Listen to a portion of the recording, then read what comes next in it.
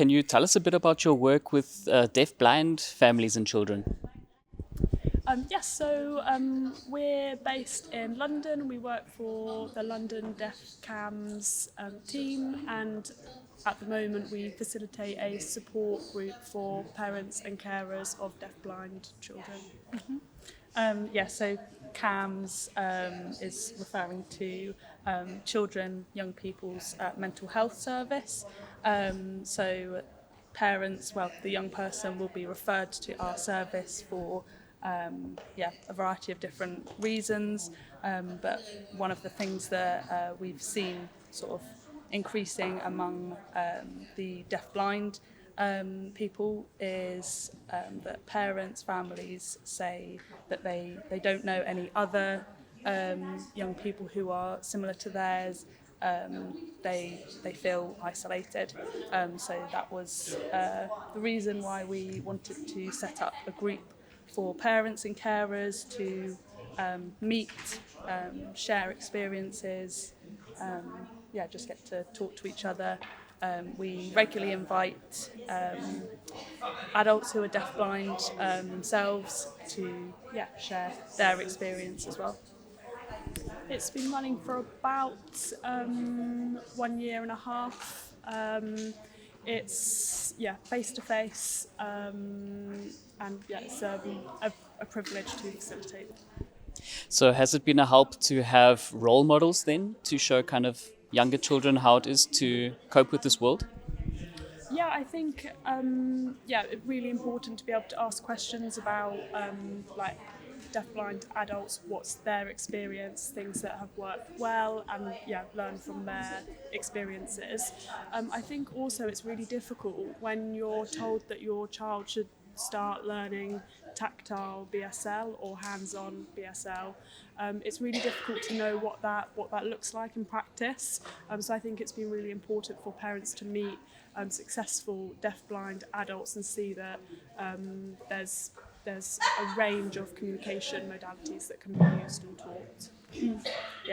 I think fully agree. We can't underplay the importance of being able to meet deafblind adults, but also just the group is really lovely in that parents are able to describe maybe what's going well for them, but also we have a variety of ages of young people represented in the group. So whereas there's one young person who's 3, they're trying to navigate schools and finding the right school placement for their child. We have parents who attend who have older deafblind children. They've been through that process and are able to offer their suggestions, what worked for them. We don't really have to do that much. It's lovely that it just parents are able to support each other really. So the overarching topic today was trauma. What are some of the shared experiences in your work? That's a very good question. Where to start? Yeah. I think our biggest point that we were trying to make today was that isolation in itself is a trauma experience, and often with deafblindness it's not a single event that happens and there's an experience of trauma. It's like an accumulative. It builds up the experience of being isolated into an experience of trauma. The biggest thing that from our sort of experience and the story that I used when we were presenting earlier was talking about one of the young people who was born deafblind, doesn't have any access to sight or hearing. He wasn't provided, parents weren't informed about accessible communication until he was 16. So that's 16 years of his life where he's not been able to communicate. like it. And I think that that's not from the parents not wanting it. I think parents are actively searching for ways that they can support their young people, and it's, you know, being able to find what's out there, and there's so little information. It's really difficult to navigate. Yeah. So last question, what would be your tips for someone trying to start up a similar program in another country? What were your big takeaways?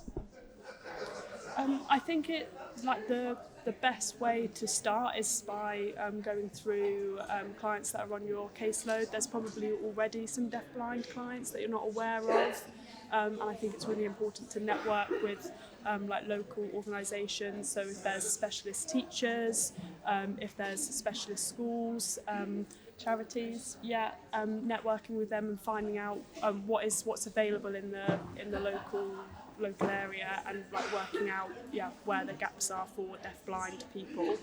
I think often people say, oh no, we don't have deafblind people, so we don't need this adaptation, or we don't need this. But the reason you don't have deafblind people accessing the service is because the service isn't accessible. If the service is accessible and there's like a space, then like people will attend, they will use whatever you provide. I don't know if I have anything else to add from that. I think we feel very privileged to be able to be involved in the support group. I would encourage whoever's thinking about it, just go for it. We've never had a time where in the support group where we felt like, there's what we talk about. It's always a case that you arrive, one person will start talking, and then it is just And when we were thinking about setting it up, and we were like asking for advice, and people were saying, oh, you have to be ready that people might not come, like there might be sessions where it's only you that are there. That has never happened. No. There have always been people that have come. I think there's just such a high need for this type of intervention support. Like as siblings ourselves, we didn't have anything like this growing up. We also didn't know anyone else like our brother, and I think it's just so important that other families, other young people have that opportunity.